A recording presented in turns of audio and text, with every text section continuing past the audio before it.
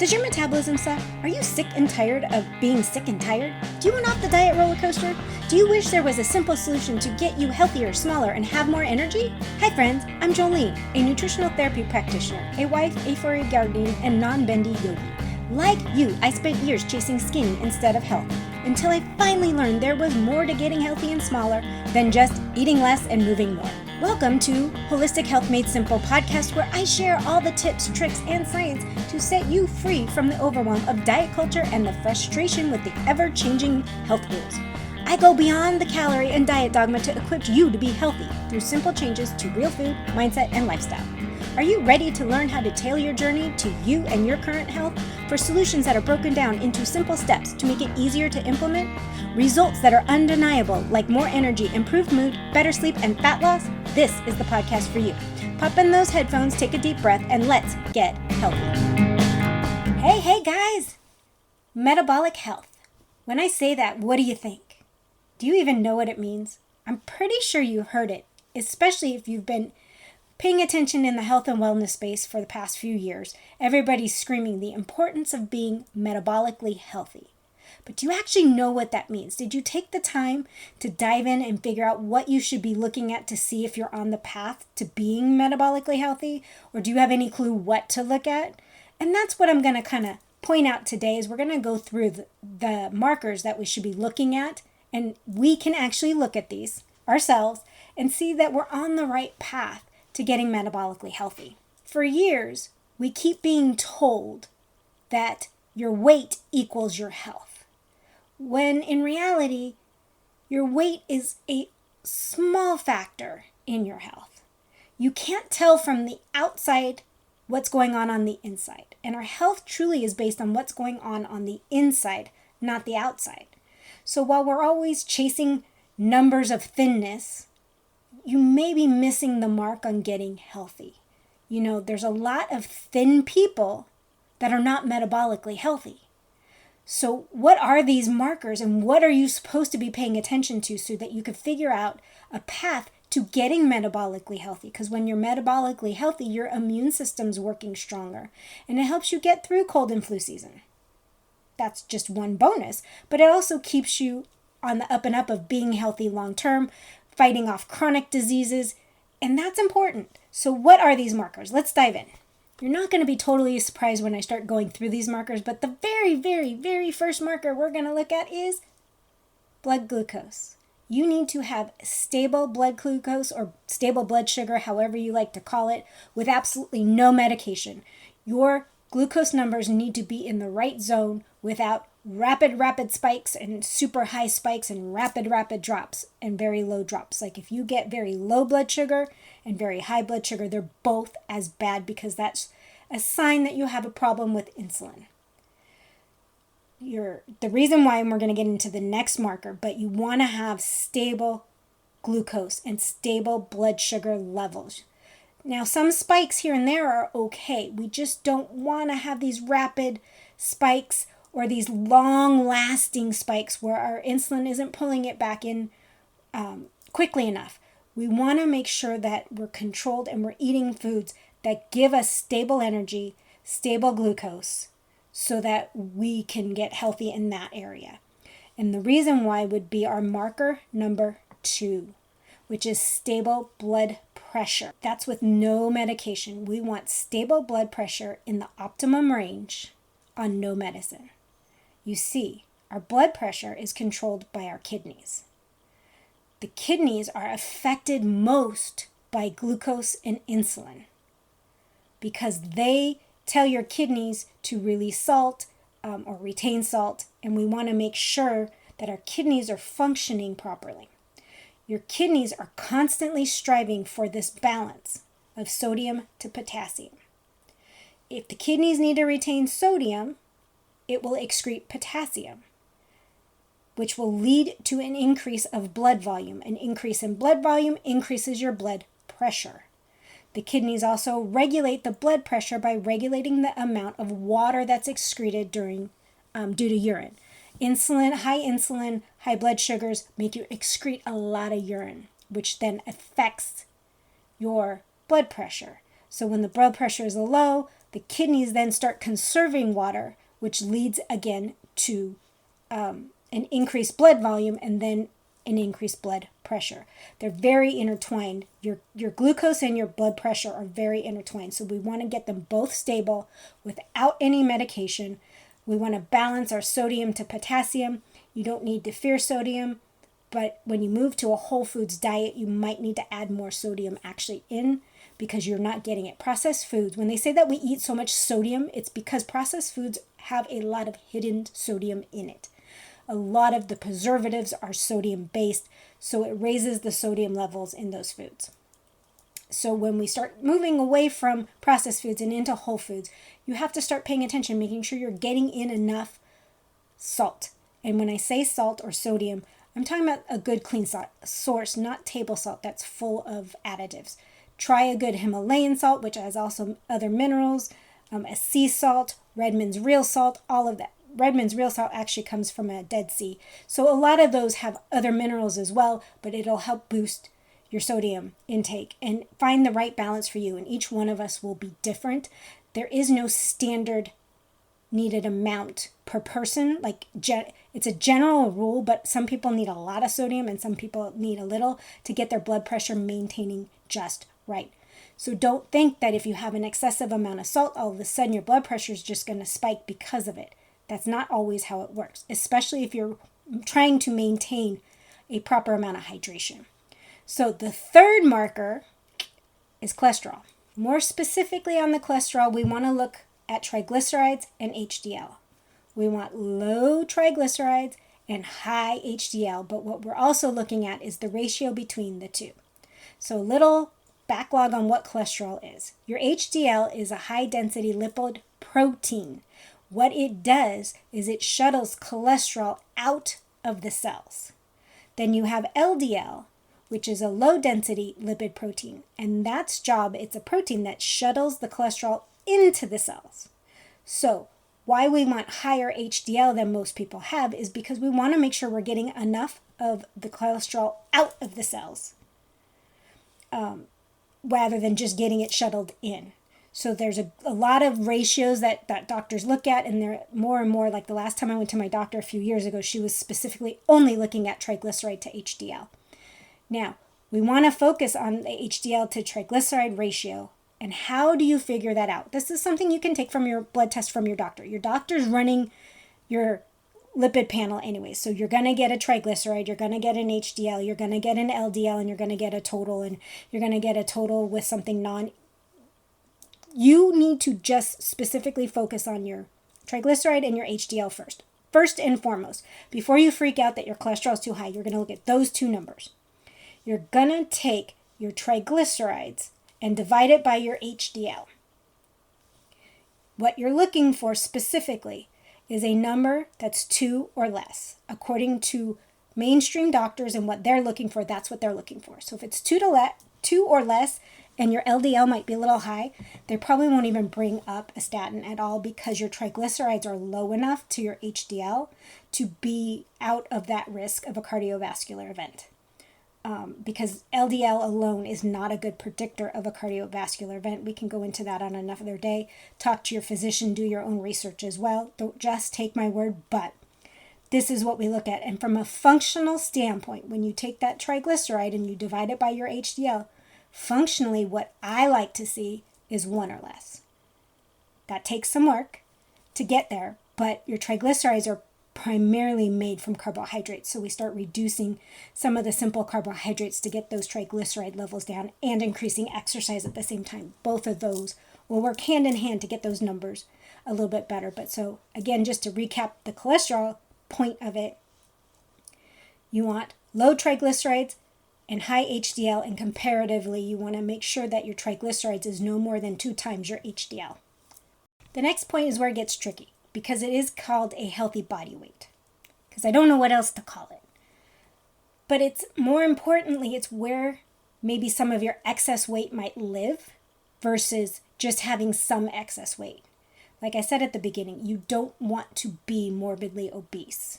That is not what we're talking about. But if you have an extra 20, 30 pounds, maybe even up to 50 pounds, And it's positioned in different areas that are not dangerous. It's not as bad for you as if they're in the danger zones.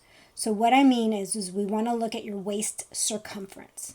You want to make sure that your waist circumference is no more than half your height in inches, or 35 inches for a woman or 45 inches for a man, whichever's smaller. And I always say whichever's smaller because some will say, oh, a woman no more than 35 and a man 44. But then when we look at our height to waist ratio, someone like me who's 5'2", 35 inches is actually too big for my waist. It needs to be lower than that. So at 5'2", that's 62 inches. It needs to be 31 or less if it's half my height. So we want to look at your height and make sure that you're picking the smaller of the two, not the bigger of the two, because that means that you're not carrying a lot of weight in your midsection. This is probably one of the simplest and most reliable way to assess abdominal fat accumulation. Now let's get into a little bit about abdominal fat, because that is also a metabolic marker that we want to look at. That's why we're looking at your waist circumference, because your abdominal fat is also known as your visceral fat. What visceral fat does is it surrounds all your internal organs and is more metabolically active than subcutaneous fat, which is like usually the fat around your butt. So we want to make sure that we don't have as much visceral fat, because that's associated with insulin resistance, high blood sugar levels, high blood pressure, and abnormal cholesterol levels. And those are all components of metabolic syndrome or being metabolically unhealthy. Touching on metabolic syndrome really quickly, it's a cluster of conditions that increase the risk of developing type 2 diabetes, heart disease, and other health problems that we don't want. So let's work on getting that height to weight ratio back, because research has shown that the height to waist ratio is associated with an increase of metabolic problems. That's one of the things that we can all do ourselves. We can measure how tall we are and we can measure our waist. It's a very simple, free way of checking how healthy you're getting. The height to weight ratio comes in particularly useful with someone who has a normal BMI, because there are people out there with a normal BMI where all their weight is in their belly. They don't have a lot of muscle tone, but they have a really big belly. Think of a man with a bare belly, or a woman who carries all their weight in their midsection. That's a skinny, sick person. That's a person that still has metabolic issues. So it's important to include this waist circumference measurement along with some of these other metabolic markers when we're looking at our overall health and our risk of chronic disease, because that's what we're doing, is we're looking at metabolic health from the lens of how can I prevent a chronic disease, or how can I improve or put in remission some chronic disease, and that's by getting metabolically healthy. So what exactly can you do to improve your metabolic health? I know, you're all waiting for it, because every time I give tips at the end of what you can do, they're almost all the same. You see how getting healthy is kind of simple. Sometimes you just need a guide to help you eat the right foods, but overall, the steps are pretty simple. Exercise regularly. Exercise will improve your insulin sensitivity. It'll reduce inflammation, and it promotes a healthy body weight. Even those of us who don't love exercise know we need exercise for the health benefits. It is not going to make you skinny. And if you only have 30 minutes 3 times a week, look into a HIIT workout, a HIIT style workout where even if you're only using body weight. It's moderate intensity, but it gets your heart rate up as well as building muscle, because like I've said in previous episodes, we want to make sure we're maximizing our exercise efforts, especially if we're not gym rats, to be building that muscle.